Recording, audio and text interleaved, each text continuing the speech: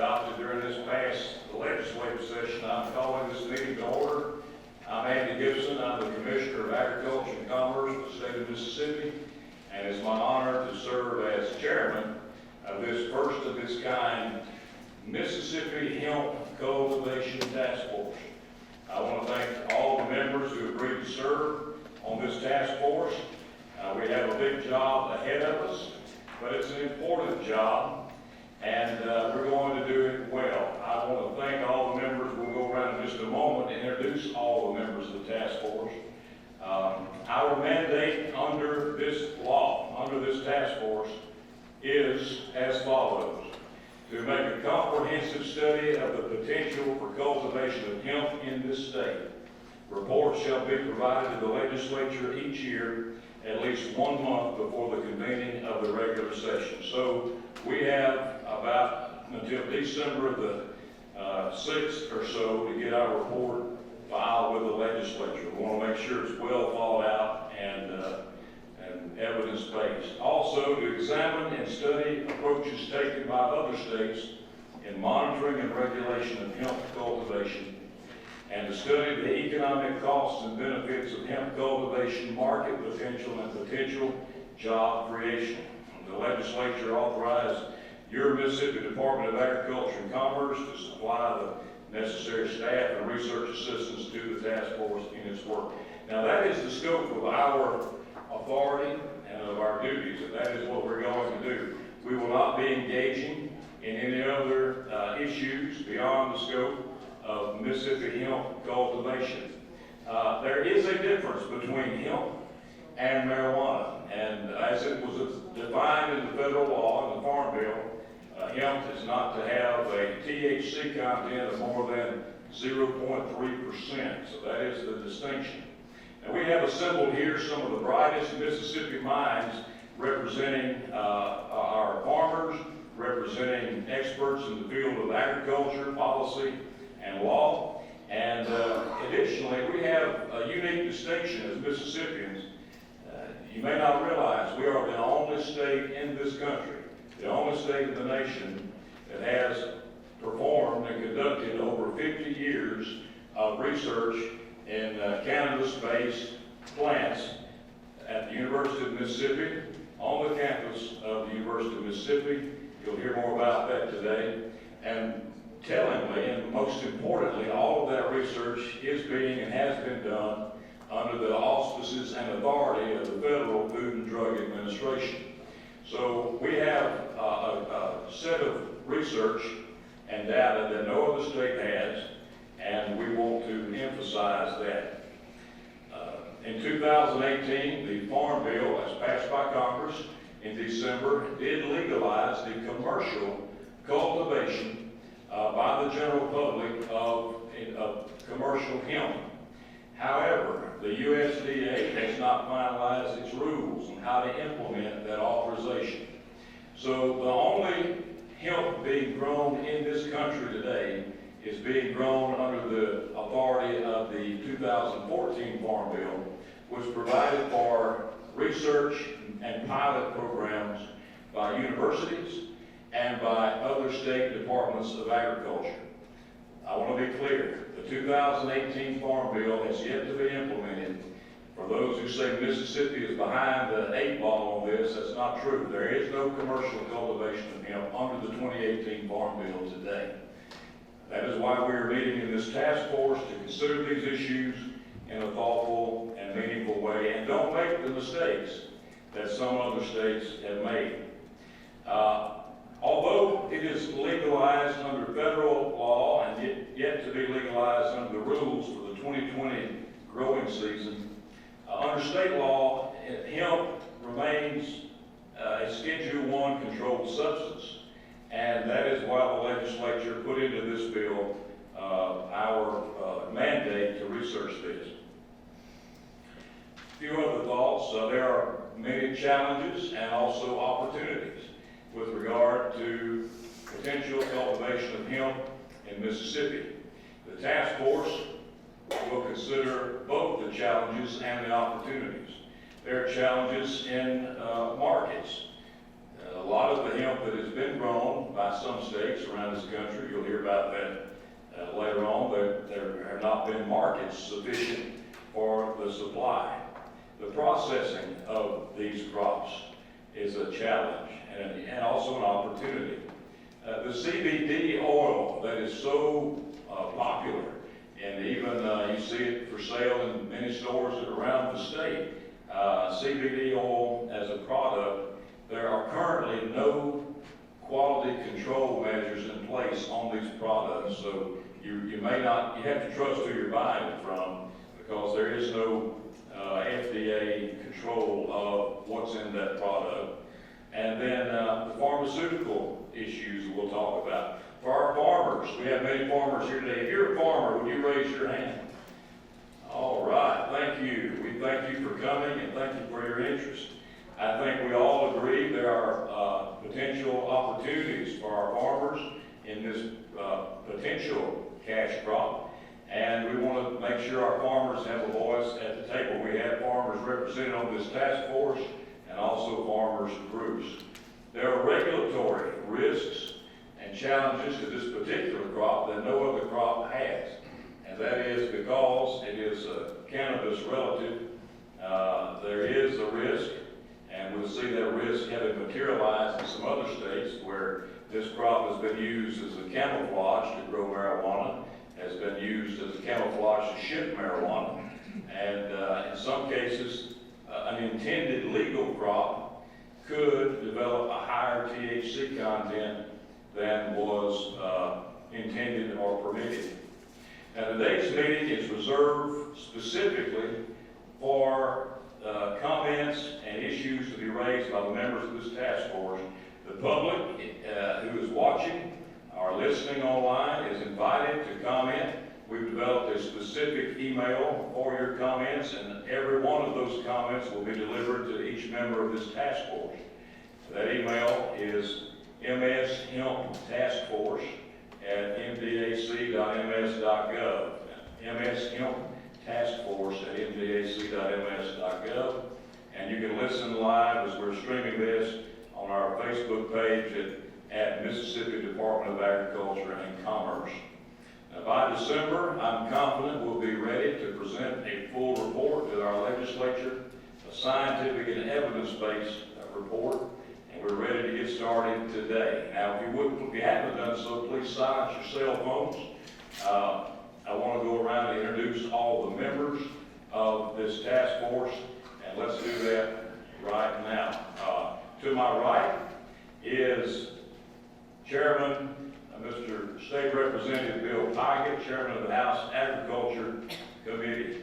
We have here from Alcorn State University, Dr. Edmund Buckner. Would you raise your hands?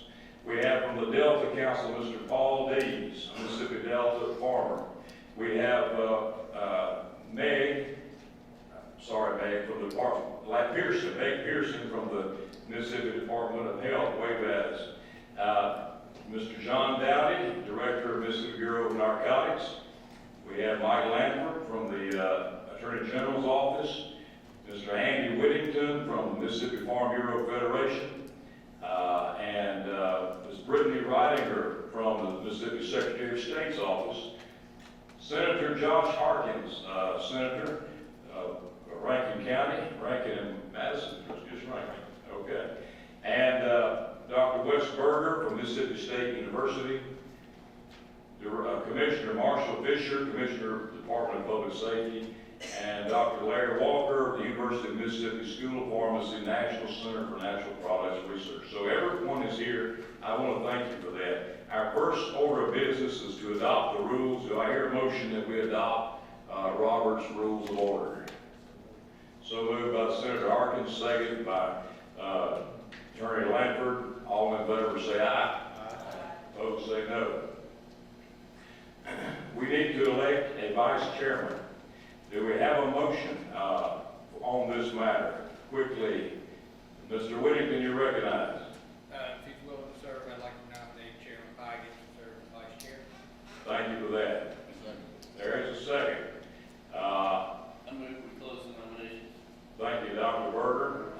So Chairman Pygott, are you willing to serve as glad you're here today. All in favor say aye. All opposed say no. There is none. All right, thank you for serving, Mr. Chairman.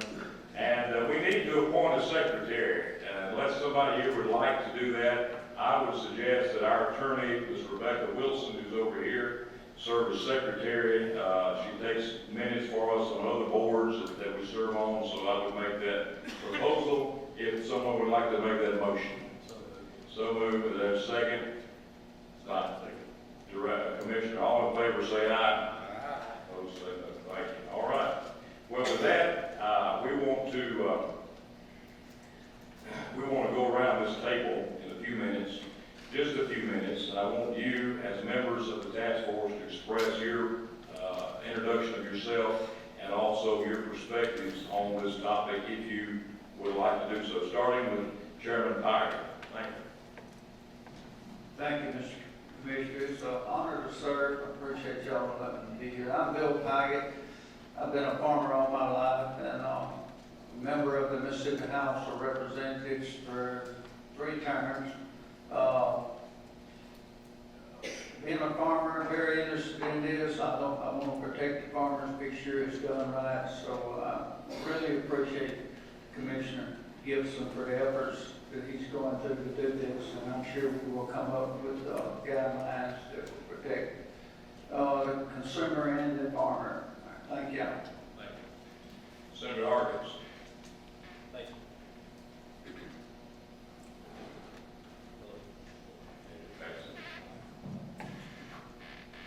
Thank you, Chairman. My name is Josh Harkins. I served in the Mississippi Senate the past 2 terms, and my perspective on this issue is from the CBD oil.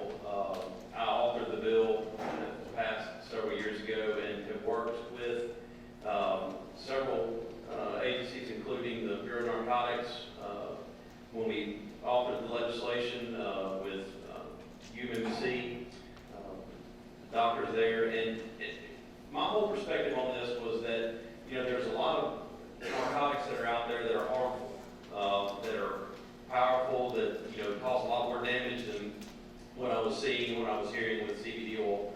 So, from my perspective, I was wanting to see about passing legislation that would allow people the option to take this if the medical-based science was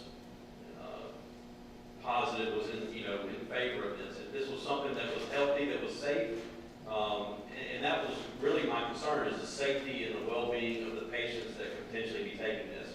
The law that was passed states that the CBD oil must be either grown or processed or approved by the Natural Products Lab at Ole Miss. That was we had natural synergy in our state already with decades of research on cannabis. So it seemed like a natural fit to have the Natural Products Lab and UMC involved in this. And so that's what we did. We set out to be responsible about what we put forward in the legislation.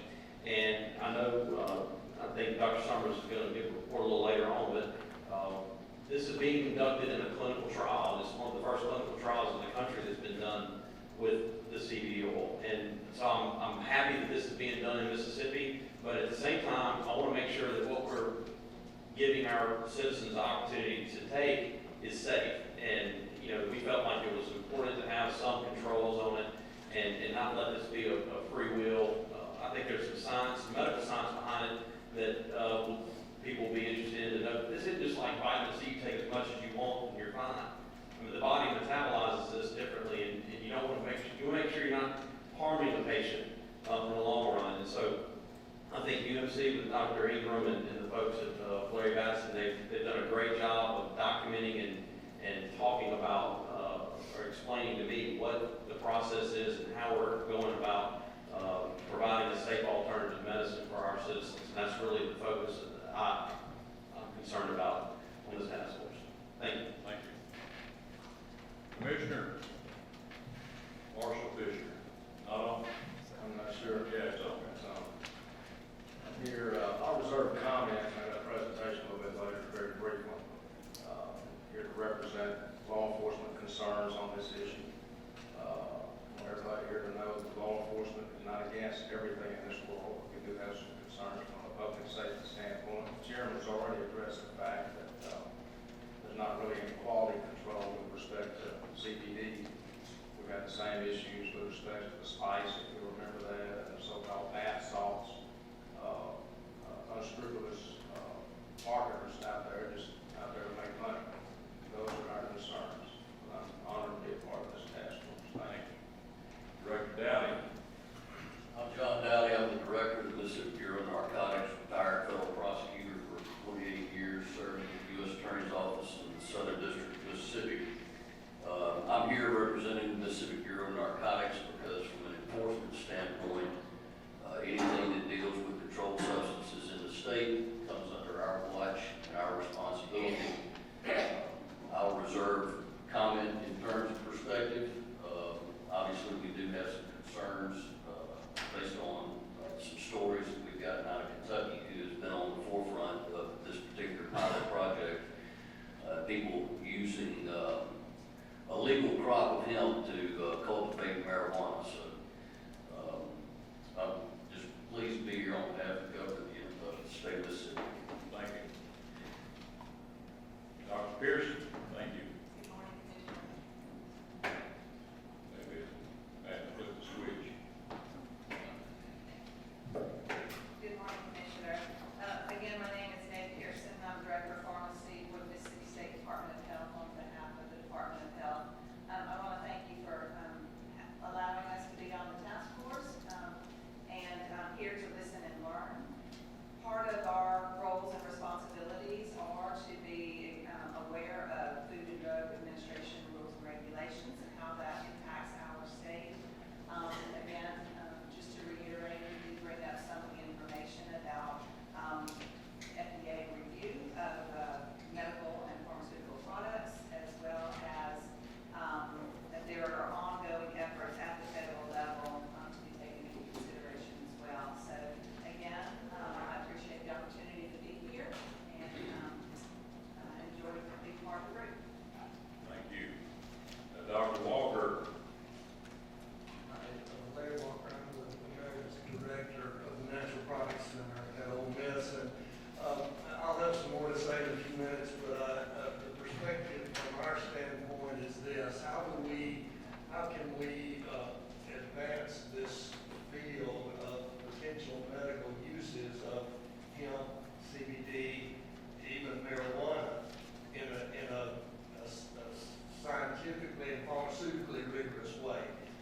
This is something we've wanted to advance for a long time, worked on for a long time. It's been very difficult to do with using, because of federal regulations around the use of marijuana. We see this hemp effort as a potential way to relax restrictions so the proper research can be done, so that the proper information about the safety and potential utility can be developed. Thank you. Going around the table, I think our next member, don't let me overlook Dr. Butler. Good morning, Mr. Commissioner. I'd like to thank you for this opportunity to serve on this committee, excuse me. Just a little bit about myself. My name is Ed Butler. I'm the Dean and Director of Land Grant Program at Alcorn State University. We primarily serve the farmers of the state of Mississippi, in particular the small and limited resource farmers. We support additional research and education on the cultivation and economics and marketing of industrial hemp. We also support any opportunity that our farmers, particularly the small and limited resource farmers, can have to legally grow and take advantage of cash crops that are both beneficial to them and to the state of Mississippi. So, provided this is done within the proper regulatory guidelines, we are very anxious to serve and make sure that we follow whatever avenues that there are to serve small farmers or advantageous. Thank you, Doc. And Dr. Berger. My name's Wes Berger. I'm Director of Research for the Mississippi Ag and Forestry Experiment Station at Mississippi State. I'm serving at the request of Dr. Keenum to represent Mississippi State University. And the Ag Experiment Station for over 100 years has had one purpose. purpose, and that's to do the science that informs the management practice that makes our agricultural producers more productive, more profitable, and more sustainable. And so Mississippi State and the Ag Experience Station are pleased to bring our capabilities in agronomy, plant pathology, fertility, irrigation science, enterprise budgets, to the potential crop of industrial hemp, and we're happy to serve in any way that we can. Thank you for the opportunity. Thank you. Ms. Ridinger, Secretary of State's office. Again, I'm Brittany Ridinger on behalf of the Secretary of State's office, and I look forward to being here, learning and researching, and really being able to form an official opinion and perspective on behalf of our agency and this task force. Thank you. Thank you. Mr. Andy Whittington. Thank you, Commissioner. Andy Whittington, I'm the Environmental Programs Director Coordinator at Mississippi Farm Bureau Federation, serving as the designee for the President of Mississippi Farm Bureau Federation, Mike McCormick. Excited to be here working with the task force to learn more about the potential of this crop for the farmers and producers across Mississippi. Thank you. Mr. Paul Dees, of Delta Council. Good morning, Commissioner. I'm a row crop producer in Washington and Sunflower County, and as a producer, I'd like to see hemp be allowed to be raised, so that farmers would have the option of another crop in their rotation. Thank you. Mr. Mike Lanford, Attorney General's office. I'm Mike Lanford, Deputy Attorney General for Attorney General Hood. We're here to help so that whatever statutes, rules, regulations the state chooses to adopt are workable, reasonable, and understandable for both farmers and for law enforcement. You've got co-counsel there with you, Mr. Ricky Luke. Thank you for being here as well. Did I miss anybody? I don't think I did. Okay, I'm sorry. Yeah, go right ahead. Dr. Richard Summers, Associate Vice Chancellor at the University of Mississippi Medical Center, and I'm here to update us on the clinical trials. Right. We'll look forward to hearing from you on that after the break.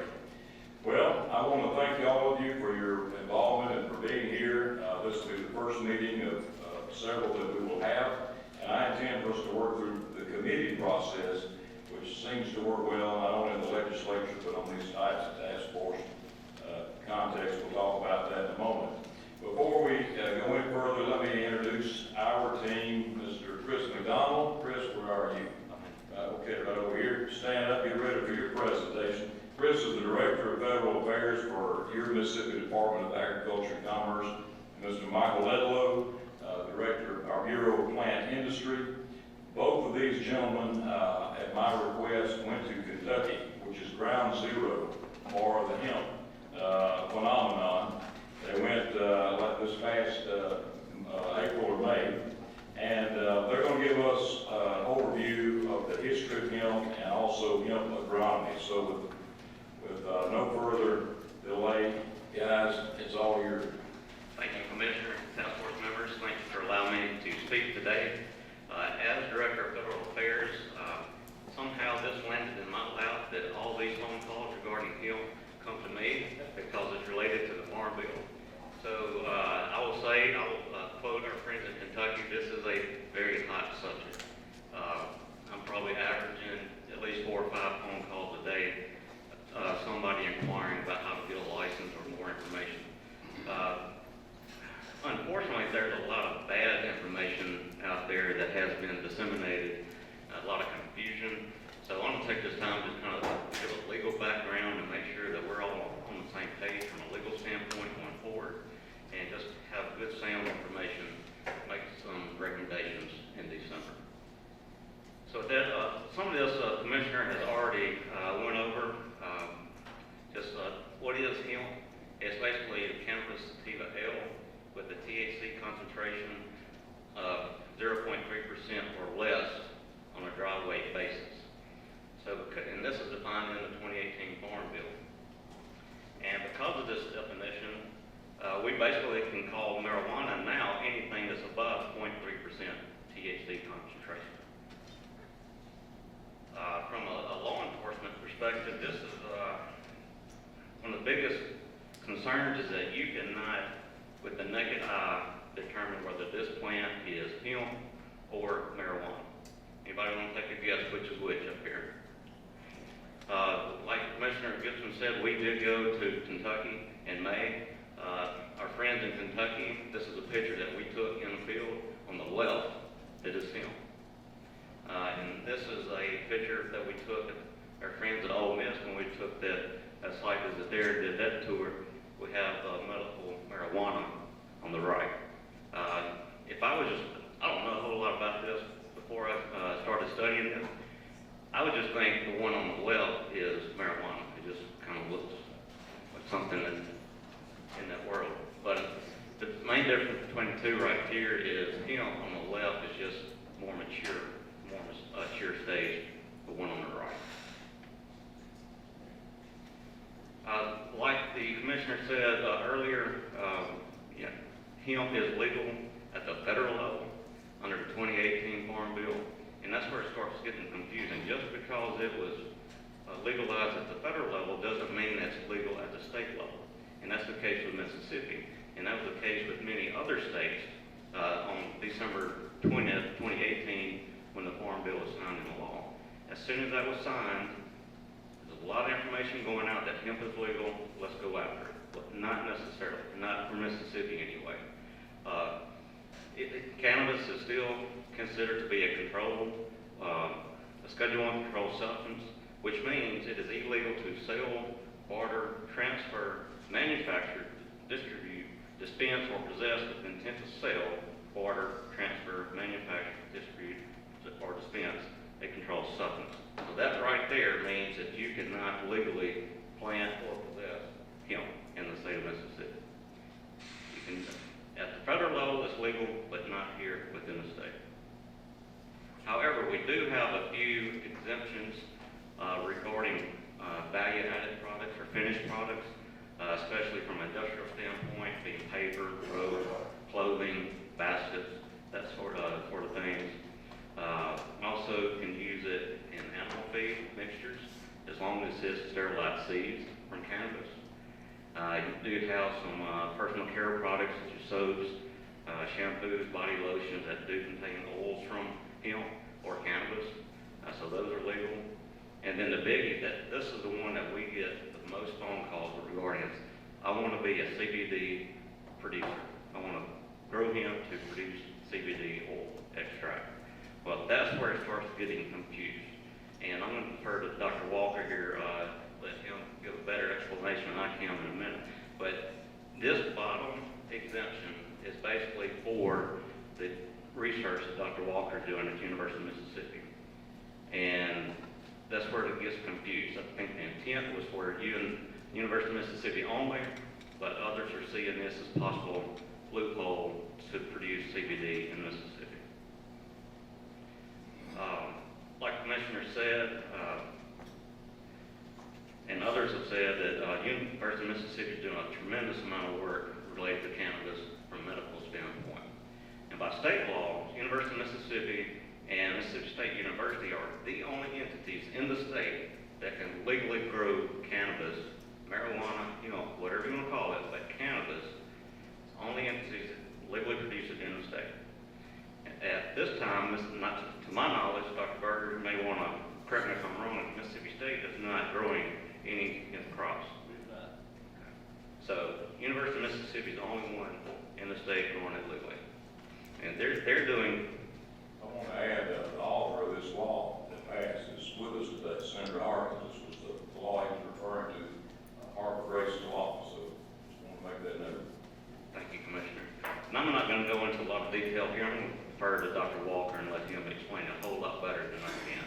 But basically, cannabis can grow for medical purposes only through the University of Mississippi or Mississippi State if they choose to do so. So let's backtrack just a minute. So how did we get here? The 2014 Farm Bill led us to where we are right now. When that bill was signed into law, it legalized hemp only from a research standpoint. To either a State Department of Agriculture agency or through a university. And only if that state allowed it legally. So one, you had to have a State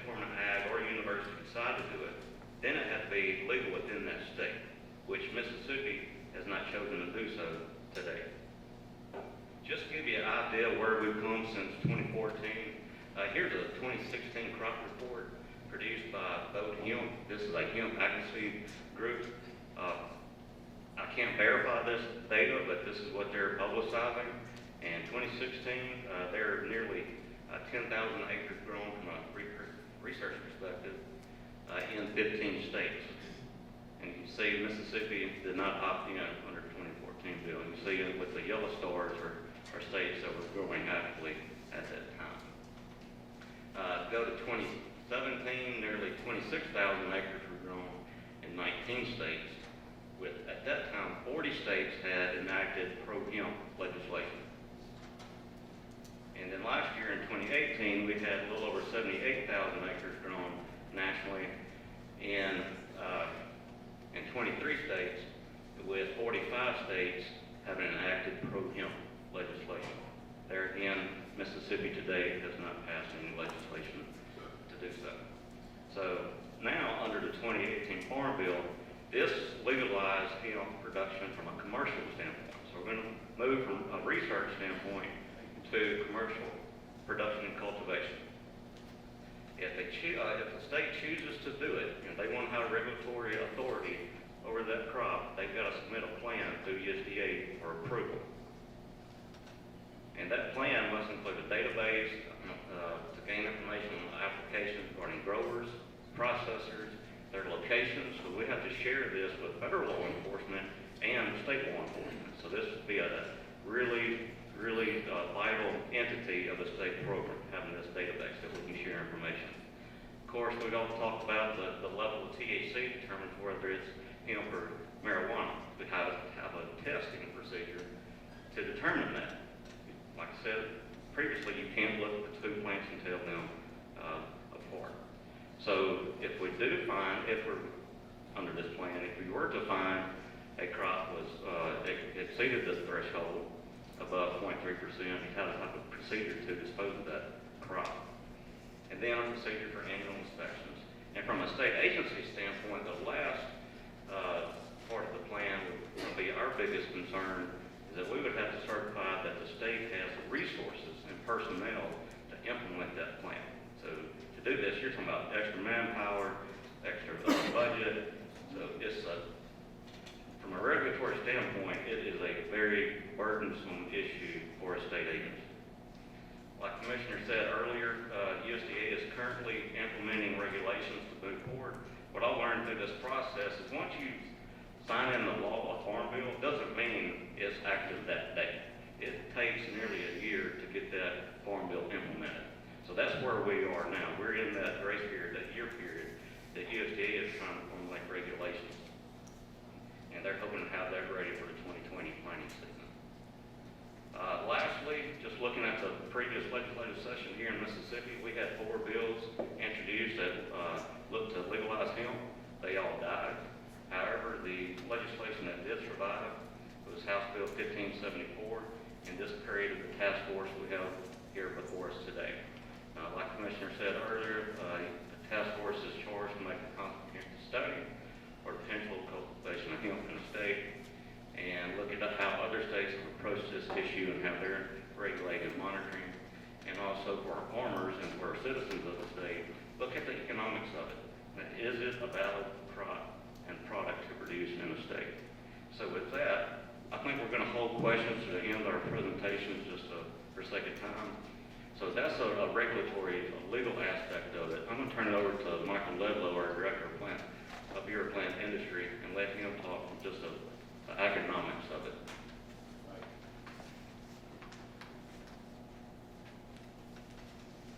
Chris had mentioned the burden of regulation. I can tell you in Kentucky, they harvested 6,000 acres of hemp at the cost to the Department of Agriculture in Kentucky of $500,000 to run that program.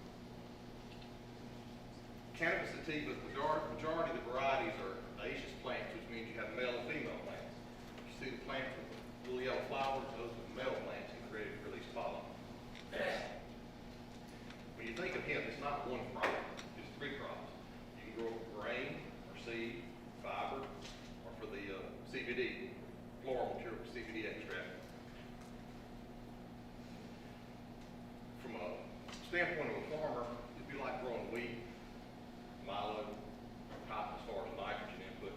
Depending on which crop you choose to grow, your P and K amount would change dramatically. For fiber, 60 to 90 days, seed grain, 100 plus days, and your CBD will vary. This is a vegetable or tobacco program. That's one reason it works so well in Kentucky. You're growing transplants for the most part. If you're growing for CBD, you're growing transplants, plums, some other plants. Sweet potato producers here in Mississippi can kind of be set up to do that. It's extremely light sensitive. It will not mature until it gets 12 hours of sunlight a day. This is an example of grain production. It wouldn't be much different than harvesting milo or soybean, except you want really short plants because they're extremely tough. Fibrous, a lot of resin. They burned up a lot of combines in Kentucky harvesting this stuff. Another problem with it, you can think about milo, is the heads mature from the bottom up, just like milo. The only problem is they'll start to fall out. The seed will literally start falling out or shattering. So you want to harvest it at 70 to 80% maturity. You'll have some immature grains in the top of the head, but if you wait for them, you're going to lose your bottom crop. Again, all these slides are from the University of Kentucky. Don't get hung up on these big numbers. You can probably cut those numbers in half. Their environment's going to be a little different than ours. We can grow it here. We're going to have more humidity, we can have drier conditions and more wet conditions. It does not like wet feet. Again, if you look at grain yield, it'll probably be about $700, not $1,200. Just take the best case scenario. Fiber production, which is probably not the way you want to go. Up front, it'll be 3 crop CBD. Floral materials is going to probably be the most profitable. You want a tall, there's different varieties of hemp. This is a tall variety compared to corn. Harvesting will be this where they chopped it. They're standing on the chopped again, tall variety. This would be like silage corn, chopping it. Kind of like raising hay. You're going to bale it, cut it, bale it. This is CBD production. You want short, squatty plant, more branches for more floral material. That's where the dry floral material is where the money's going to be. Again, 2 different varieties growing from floral material. This would be more ideal, short, squatty plant with lots of branches on it. When we're talking about male and female plants, you do not want male plants in your field if you're going for CBD. They can burn. Eating 1 or 2, 3 plants can fertilize those other plants. And a fertilized female plant will have a lower oil production. So you want all female plants.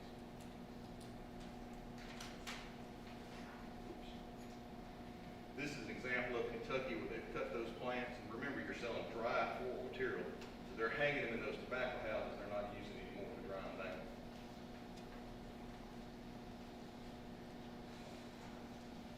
This is an example they showed us. One of the biggest challenges in growing hemp is there are no EPA registered pesticides for hemp. There are no EPA registered pesticides for growing hemp. No insecticides, no fungicides, no herbicides. Herbicides would be the issue here. This guy had a beautiful crop going. 30 days and 60 days the weeds took it. In Kentucky, you have to report if you're not going to harvest the field. So he reported that he was abandoning this field, and he turned his cows loose on it. It just so happened the cows ate all the weeds and left the hemp. And he was able to harvest enough to get his money back.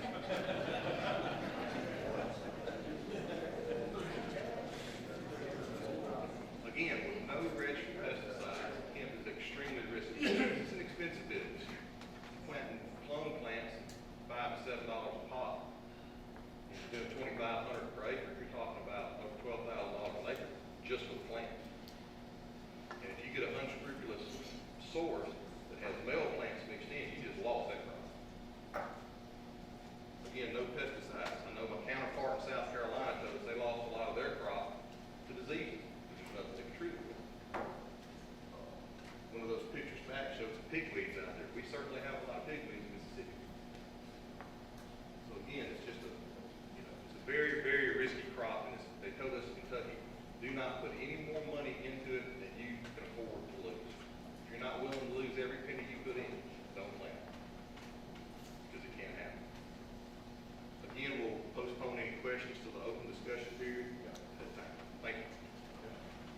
Thank you. Thank you. We were blessed as a department to have some really top-notch staff, and I appreciate both of your work on that.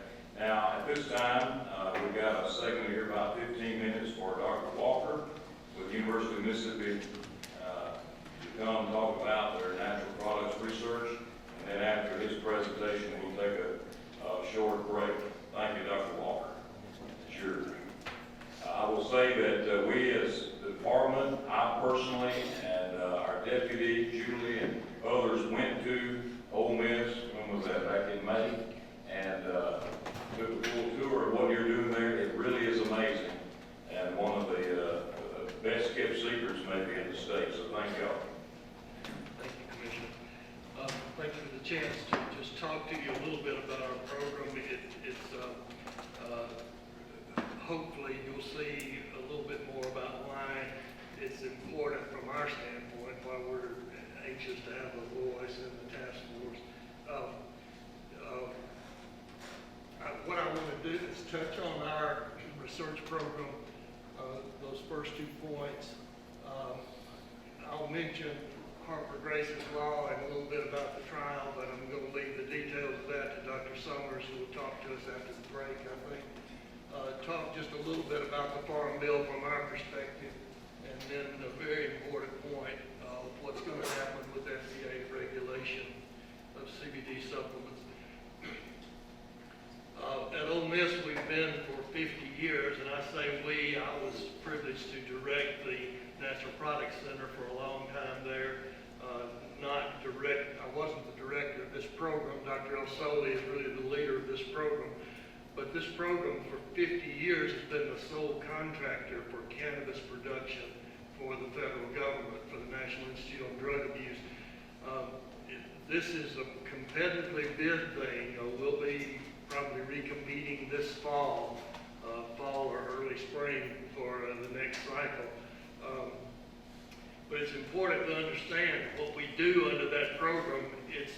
It's completely dictated by NIDA, by the National Institute on Drug Abuse, what we grow, what we produce, how we process it, how much of it we do. One year they may tell us don't grow it all. The next year they may say grow 5 acres of whatever. So it's very tightly controlled by NIDA. And most all of the work that we've done for all these years under that, well, all the work we've done for all these years under that program has been treating everything we have as a Schedule I controlled substance. Extensive record keeping, vaults, lock everything up, drug test everybody, screen everybody who works on it, very intensively regulated. And outside of that program, we have only in a couple of instances been able to do some work outside that program. Many people think because we had this program, we could do whatever we want with marijuana. That's not true. Highly restricted. We're, from some standpoint, although we have a lot of knowledge, a lot of capability, we still have to follow all the regulations that any state would have to if they were going to work in this space. This slide just shows you a little bit about the types of things we do, all the way from growing things out in the field or indoors, trying to look very carefully at micropropagation of the cannabis and how can we modulate the production of cannabinoids and things like that. And you can see barrels of material that has been harvested from one of the grows that we did. If you look at cannabis, there are more than 100 cannabinoids described for cannabis so far, more than 100. In the last 15 to 20 years, probably 80% of the new ones came from Ole Miss. They were described first at Ole Miss. So we have a lot of capability to do things along this line. Excellent equipment and methods developed for cannabinoid analysis. This will give you, I thought it might be relevant to this task force. One of the things that we have done for cannabis that's seized by law enforcement to follow the cannabinoid content.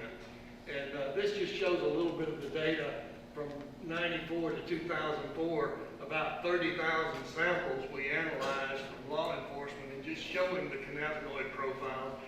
We've got a lot more data since then, but I'm just giving you an example of kind of the level of detail that we did on analyzing many of these samples. And this will be relevant to any hemp program because you're going to have to deal with the THC and the CBD content. And this has already been touched on in the good old days. You know, if you go back five years ago, this is what hemp looked like on the right. Hemp was a fiber crop. It's mostly stalk and small stalks and leaves. And on the left, you would see what was called in those days the drug type. Well, now this doesn't apply anymore. Hemp has been redefined, at least from the federal statute, as determined by the THC content that they've already referred to. So a lot of states have programs to quote medical marijuana. And these range all the way from doing whatever you want to do and calling it medical, but with marijuana or whatever. Some states have gone that far. Other states, like Mississippi, have a very narrowly restricted, low THC, restricted THC content that is legal for certain uses, for certain research purposes. It's very interesting that many states have these programs, these CBD extract programs, low THC. Many states have them, including Mississippi, but no state has been able to do the research like this so far because of federal regulation. So we're in some respects first in the nation to do something like this. I'm not saying there's never been any research done anywhere. I'm saying under these state programs, they've been under, they've had a dilemma. How do we get the material that we need to put into a clinical trial? And so that's one thing that we were finally, it was not easy, but we finally were able to do with Senator Harkins and others' help, and then the working with the medical center. So, as was touched on a little bit earlier, that law has a very specified, very narrowly restricted.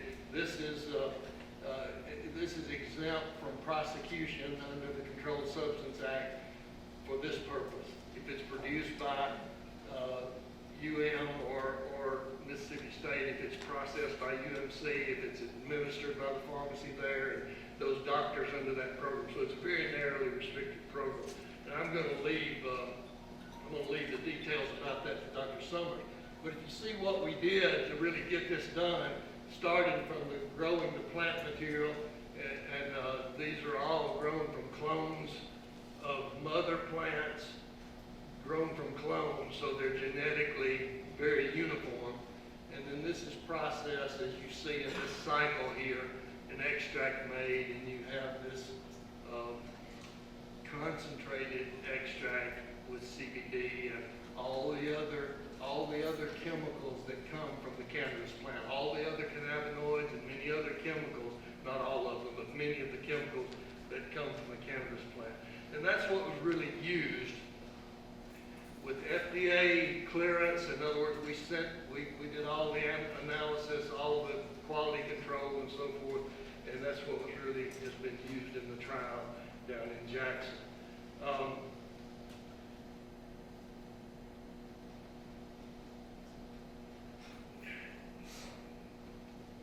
So from our standpoint, here's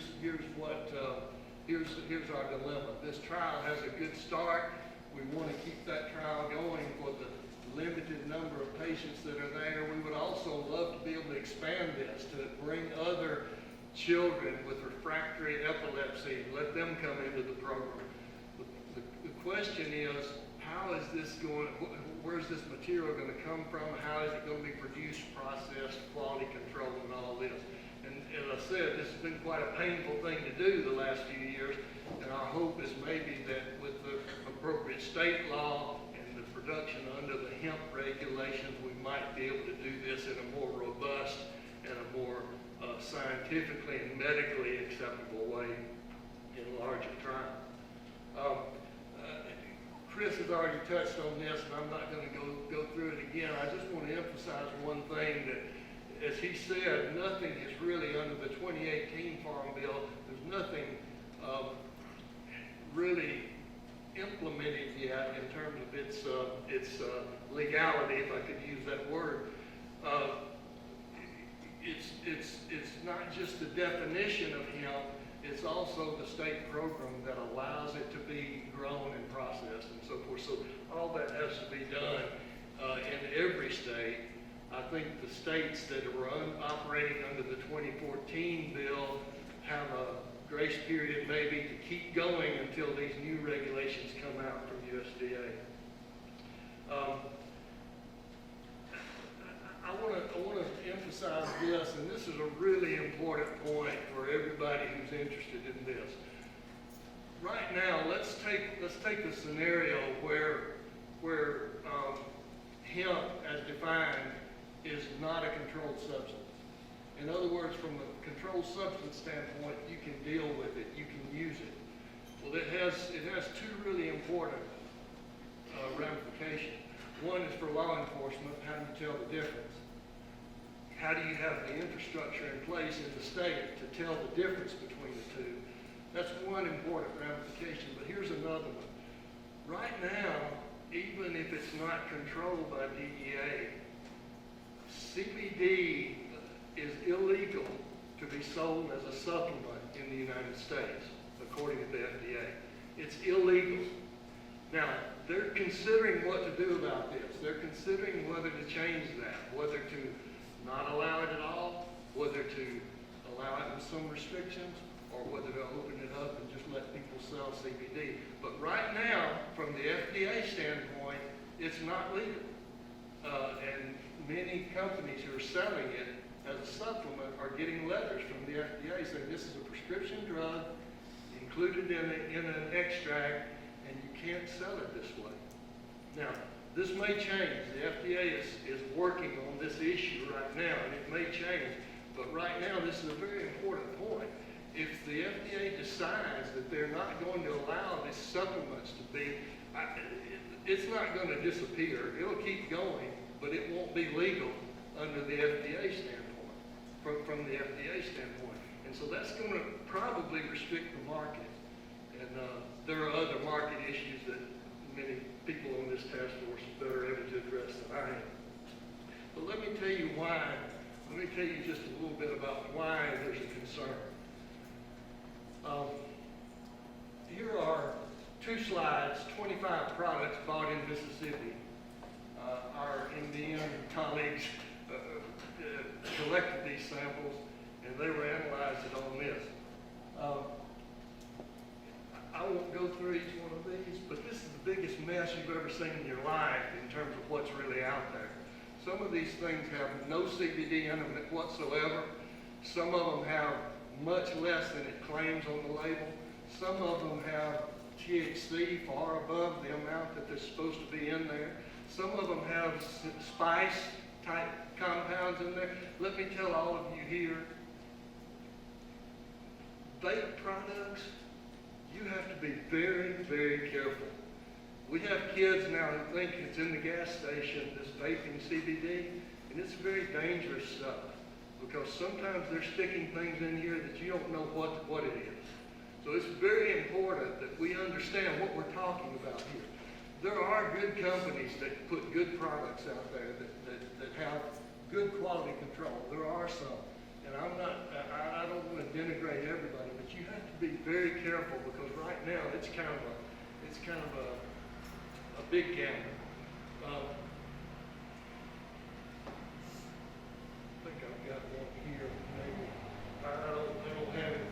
We have a product that's sold here in Mississippi and around this part of the country called Crazy Glue. I don't know if any of y'all have heard of this, but it's supposed to be CBD in a vape pen. And one of the samples we analyzed, it's about 70% THC. 70% THC. So these are things you really have to watch carefully and be aware of about the problem. So what's going to happen with FDA and CBD supplements?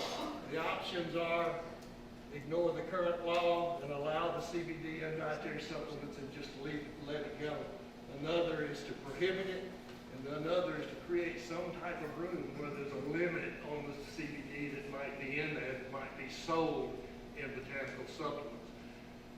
Now, contrast that for just a minute with the idea that Dr. Summers will be talking about, and what I'm trying to emphasize is important for us to be able to do the research on a product that you know what it is, you know what the content is, you know how it's absorbed, you know how it's metabolized. To be able to do that kind of research, that could be a great boon from these hemp, from the availability of a hemp industry processing, research, medical use perspective in Mississippi. But it needs a lot of attention, it needs a lot of circumspection about what are we really aiming for and where are we going with that. And I'll just stop right there. Okay. Well, thank you so much, Dr. Walker. We're going to take about a 5-minute break, and after that, Dr. Summers is going to update us on your clinical trials at University of Mississippi Medical Center. This is the time you can stretch out, walk around. We'll be back here about 11:05. Let's do that. Come on in and take a seat. I'm going to ask Dr. Summers to come forward, and he can prepare to give us his update on the clinical trials being conducted by the University of Mississippi Medical Center. And for those of you who may not know, the clinical trials being performed at UMMC are being done under the authority of the Harper Grace Law that was passed. What year was that? 2014 or 15? And also in conjunction with products grown by Ole Miss, as Dr. Walker just described. So Dr. Summers, give us a quick, maybe a brief history and then an update. And I should say that on the agenda we had the Department of Health schedule, but Dr. Jones was not able to be here, so your presentation will stand in for his. So thank you for doing that. Thank you, Commissioner. As you know, in the history of medicine, many products have come from natural products, things that we use on a daily basis, like digitalis to treat heart failure, and a number of other things. So the use of these kind of products is a natural extension of the history of what we've always done. As you know, as the medical marijuana clinics have cropped up across the country, there have been a number of claims and anecdotal stories about how effective it has been for treating a variety of diseases, depression, PTSD, seizures, other kinds of things. And we were very interested in the potential for treating pediatric seizures, which has been one of the anecdotal stories that have been going around the country. Senator Harkins and his group in helping pass the Harper Grace Law was a big first step in getting us there for state permissions to do this. But as I had told the legislative groups previously, to do this the right way, we also needed to get the federal regulations in place that will allow us to do this. And having gone through an extensive review and application with the FDA, and we've gotten both DEA and FDA permissions to begin a clinical trial, which we've completed the first 6 months. We allowed for 10 patients that were patients with refractory seizures, which means that they did not respond to conventional therapies, and some of these children were having up to 30 seizures a day. So a committee at UMC selected the group of 10 patients allowed by the FDA to enter into this trial. Again, these were patients that met very select criteria. The implication in this trial was to first look at safety. A usual FDA process is to look at safety first and then progress to efficacy. But we did want to look in this first 10 to see how efficacious these therapies were, along with doing a number of studies to look at the safety. To our surprise, with these 10 patients, again, these were very serious seizure patients that, again, were having multiple seizures a day, not responding to any traditional therapies, some of them even up into their teen years. We're having dramatic decreases in the number of seizures. Some have had 3 to 4 months without a single seizure. These are patients that were typically having, like I said, up to 30 seizures a day. The stories, of course, are all anecdotal. It's not enough with 10 patients to reach any conclusions, even with safety. We need to do more studies longitudinally. But the stories that have come from the parents are really heart-wrenching. Mothers breaking down and crying, saying that their child has never been like this. They can take them to the Kroger for the first time in their lives, and just one child for the first time in his life was actually speaking to his parents. So these are things that potentially have great potential benefit. But there's a lot of more research that needs to be done. Like I said, 10 patients is not enough to make a conclusion on. And we have been granted now by the FDA an extension in this, mainly because we didn't want at this time to take these patients off this therapy. But we wanted to extend and see also how the safety plays out, things like their liver profiles and the levels of the byproducts in the bloodstream, and make sure that it didn't have any side effects that would manifest itself at a later time. We also wanted to extend the number of patients that were in the trial too, and we're working with the FDA on those processes to move forward. FDA has been getting monthly reports from us about the results of this and thinking about how to move this forward. So us in partnership with Ole Miss will continue these trials and hopefully eventually develop a commercial product. Thank you. Thank you, Dr. Summers. I tell you what, we're doing good on our time, so why don't we do this? It's 11:13. Is anybody on the task force, do you have any questions of anything that has been discussed so far? I think we're going to be okay on our time. Anybody on the task force have any questions you'd like to ask? Chris McDonald, Michael Edlow, Dr. Walker, Dr. Summers? I don't see any. Okay, Senator Arkin. This may be for anybody at the table that can answer this question, but I get asked, I receive a lot of phone calls, especially after the legislation passed, about opening up CBD shops and the like across the state. And I have told people that, based on the legislation, I wasn't really comfortable telling them to proceed. Is there anybody, whether it's Attorney General's office or Commissioner, anybody that can answer the question as to, is it legal? What is the legality of having a CBD shop? And I heard what he said from the FDA perspective, but that's the first time I've heard the FDA perspective against the law. But according to the law, the legislation reads that it has to be either produced and processed by the Natural Products Lab or approved by the Natural Products Lab. And so my concern is people, I don't want people to get in trouble unknowingly, trying to go out and start a business and do something. But I also want them to have the truth and to have, the answers to the questions. And, who do we go to for the final authority on what is the legality of having these type of shops?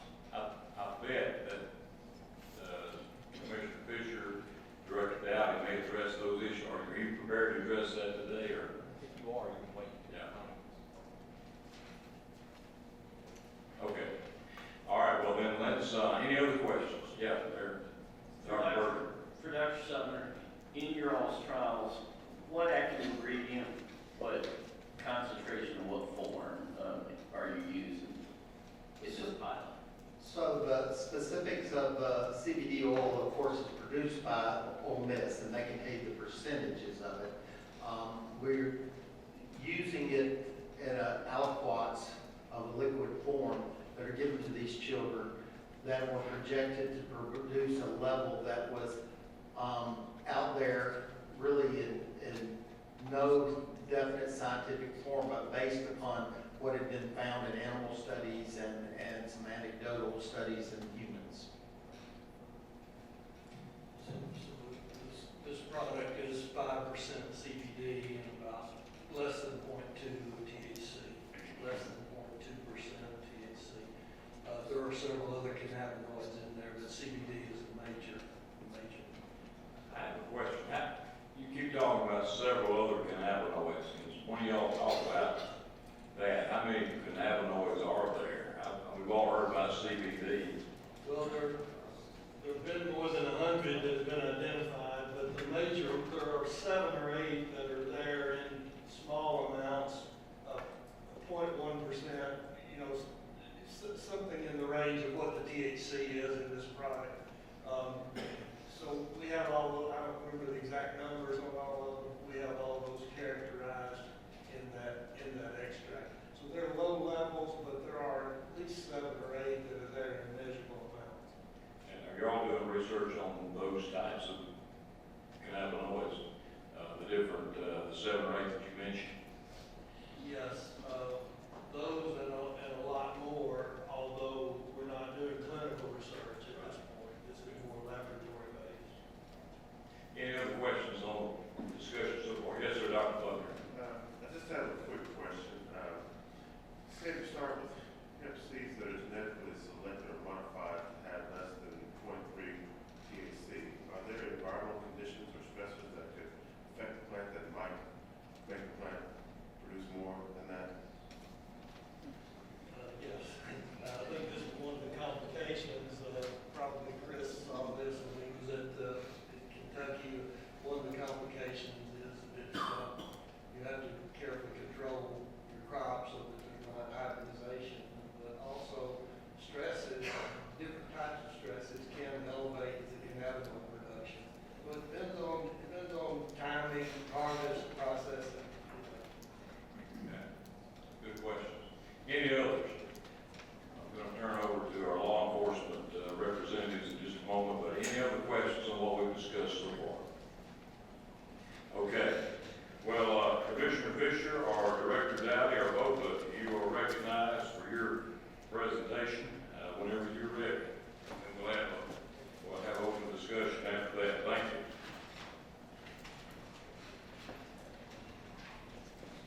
Thank you, Mr. Chairman. Just, for those of you who don't know, I'll give you a little bit of my background.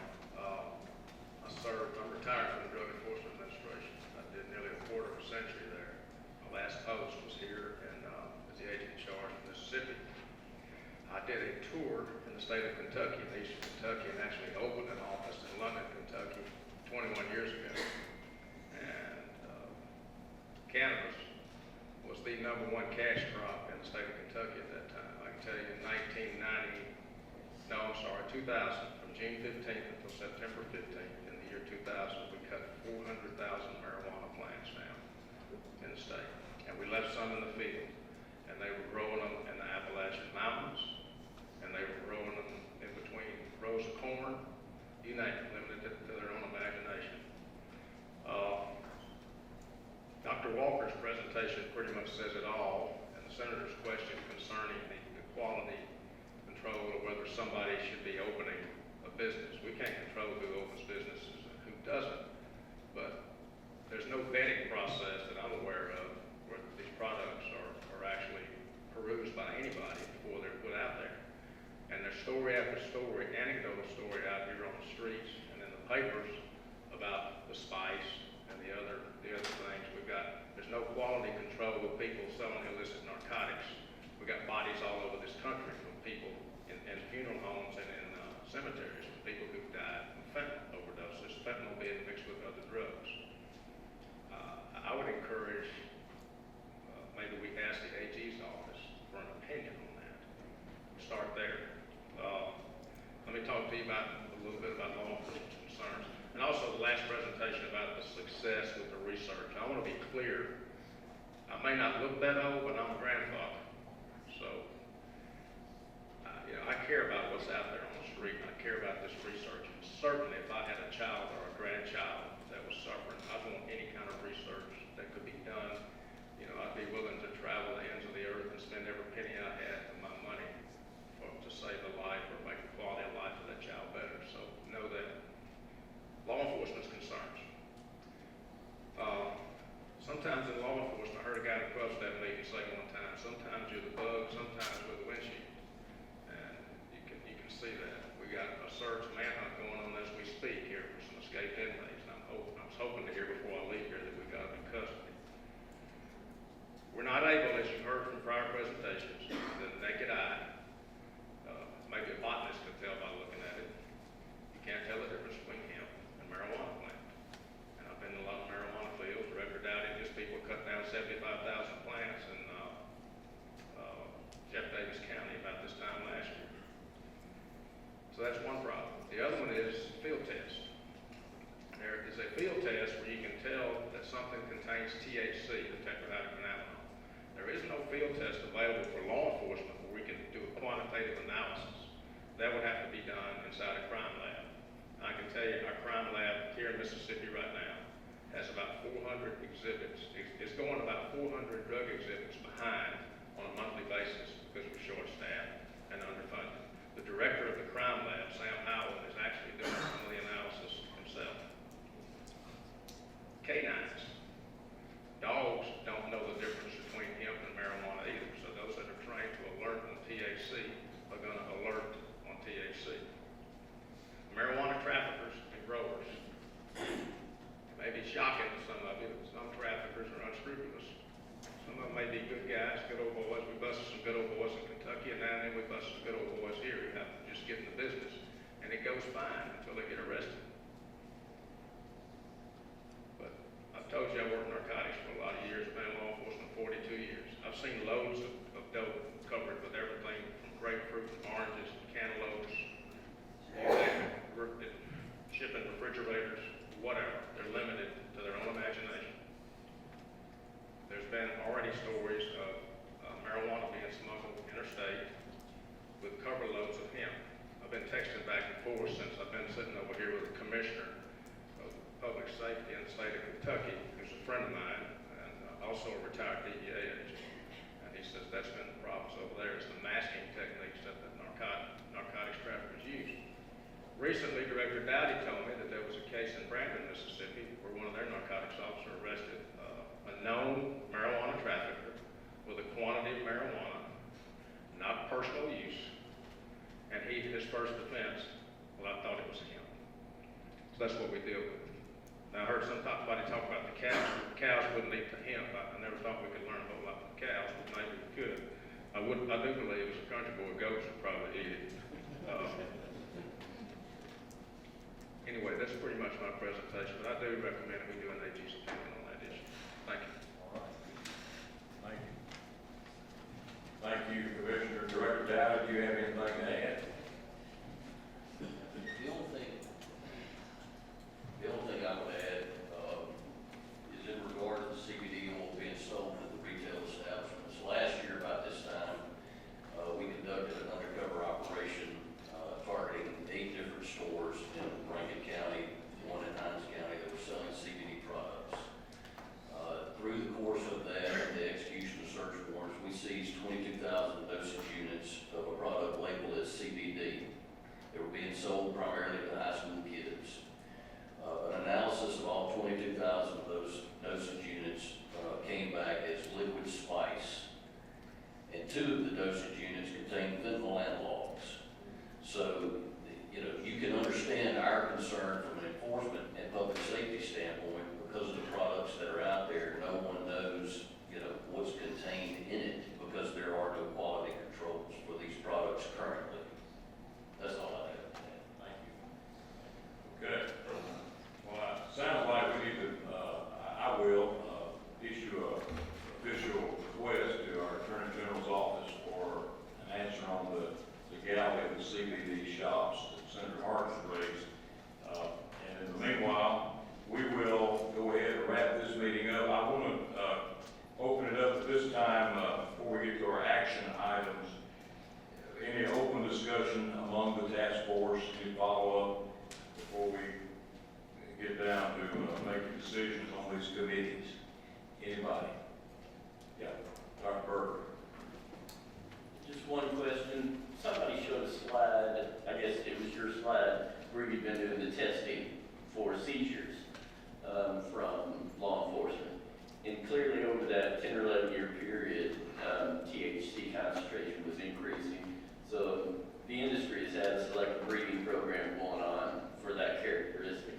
It looked like CBD concentration wasn't changing over time. Has there been directional selection for some of the active ingredients that you're working with?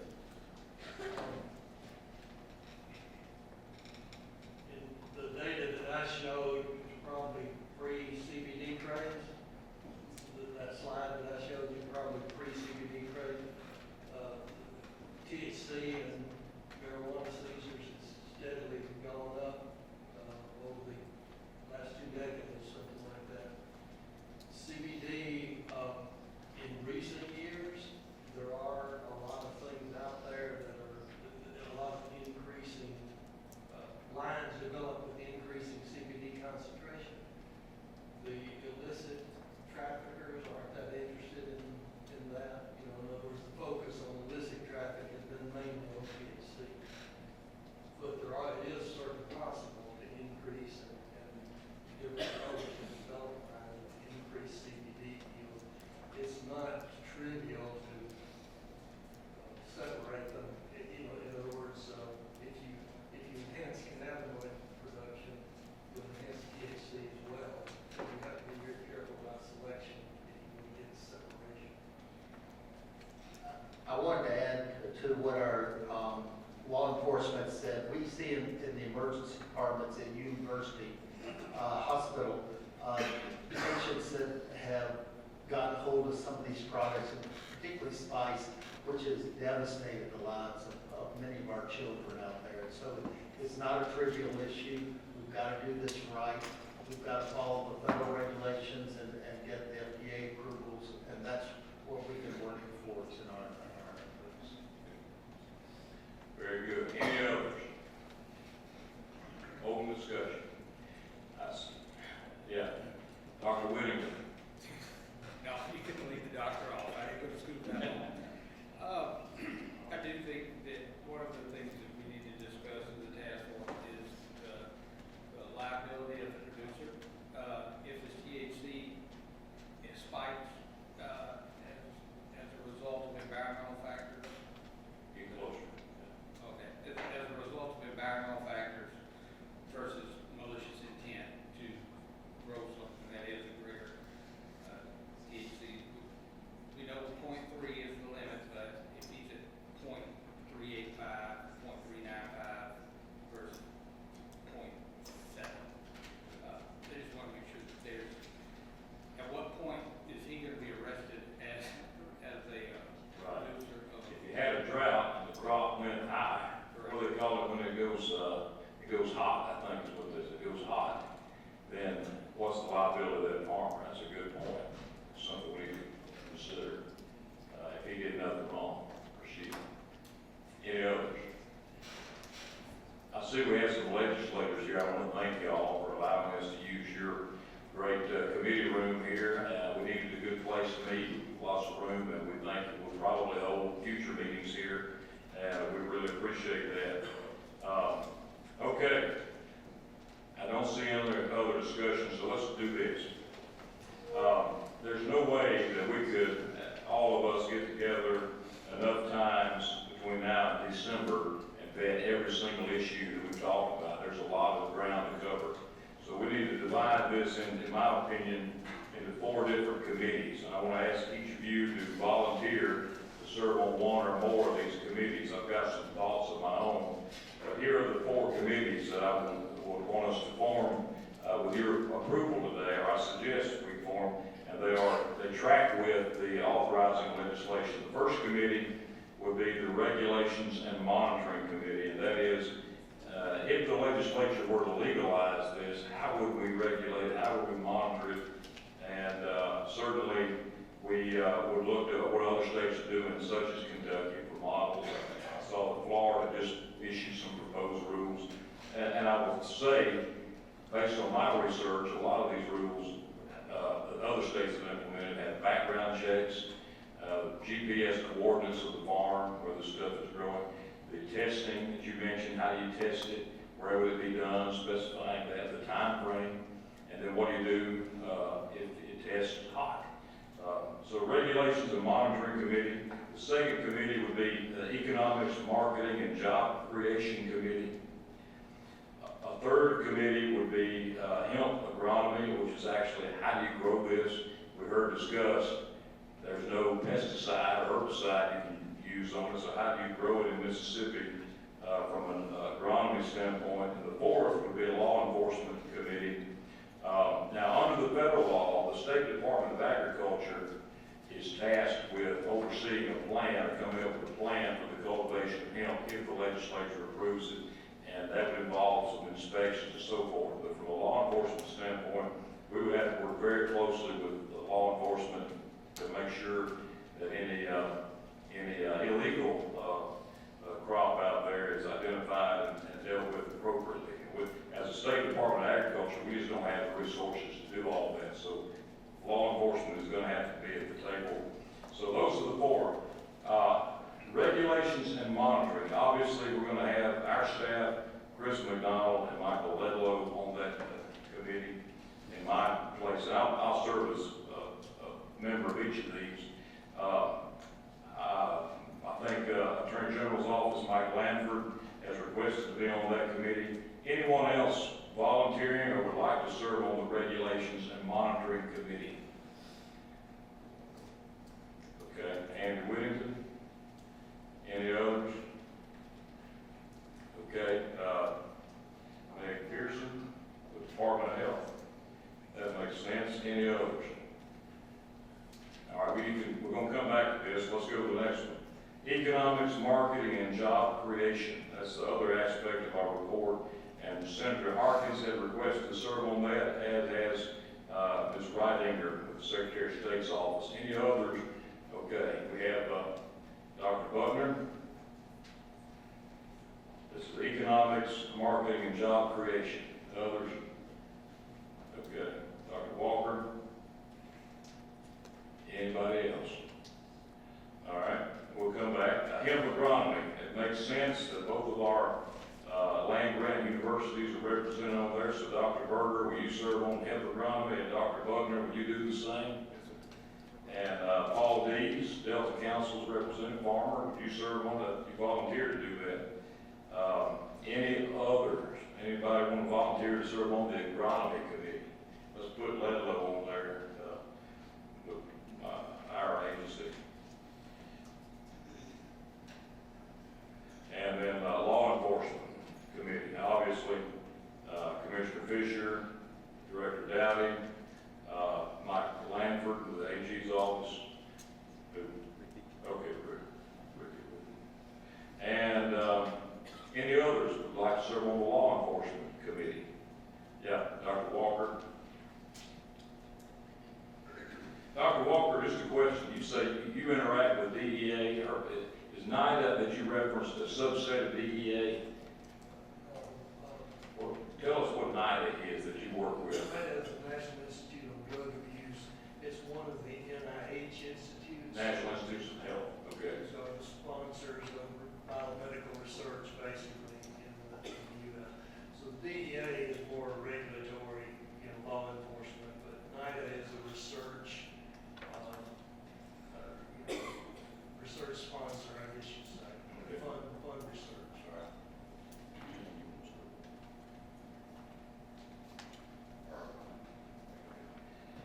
Chairman Piggott is going to be on agronomy. Okay. Any others? Any volunteers from anybody? You can serve on more than one, but here's how this is going to work. This task force is going to assign each of you the responsibility to go and have some pretty intensive research and meetings on each of these issues, how it's done in other states, how it could work here in Mississippi. Come back at our next meeting, which I think will be in September, and give us a full report, kind of like we've had here today, preferably a PowerPoint on what you found, what your recommendations are, and then the full committee, the task force will take Anybody not on a committee that I have overlooked, I think everybody's on one. I'll serve on each one in my capacity as chairman. So we've got a Regulations and Monitoring Committee. Mr. Chair. Yes. If you don't mind, I'm going to volunteer to serve on Regulations and Monitoring Committee, because I think that's going to end up going hand in hand with law enforcement. Yeah. Based on our previous conversations, with you, with your staff. Sure, absolutely. So that committee would be Chris McDonald, Michael Ledlow, Mike Lanford, Andy Whittington, Meg Pearson, and John Daly.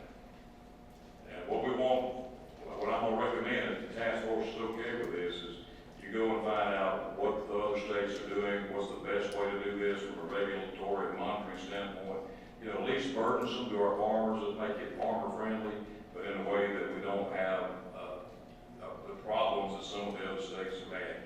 Economics, marketing, and job creation, Senator Harkins, Ms. Ridinger, Dr. Buckner, and Dr. Walker. Anybody else want to serve on the Economics, Marketing, Job Creation Committee?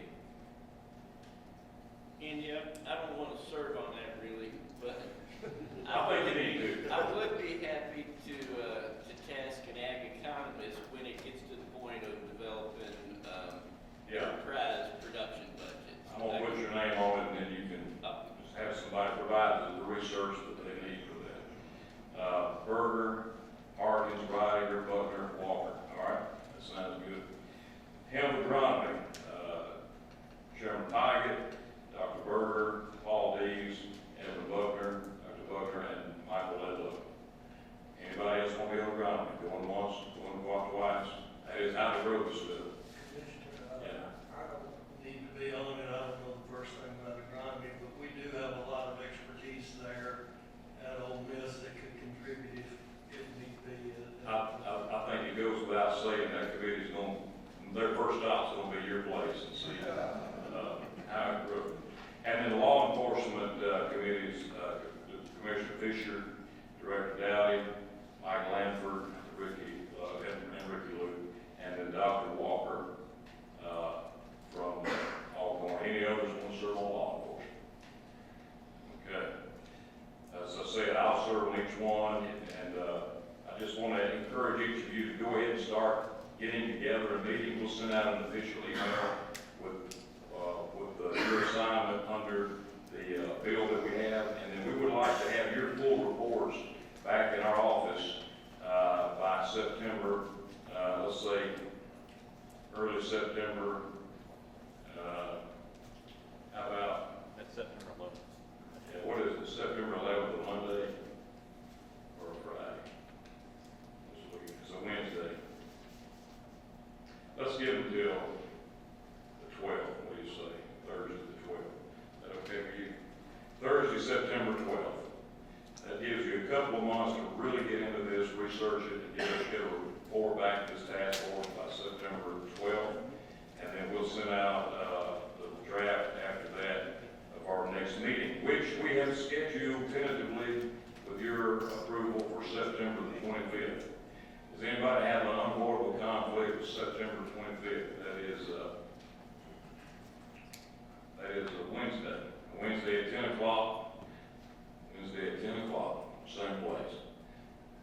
Okay, but we're gonna set it for September 25th, right here, 10 o'clock.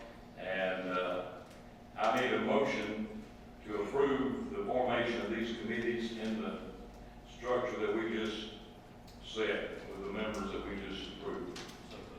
All right, we have a motion. Is there a second? Second. All in favor say aye. Aye. Those say no.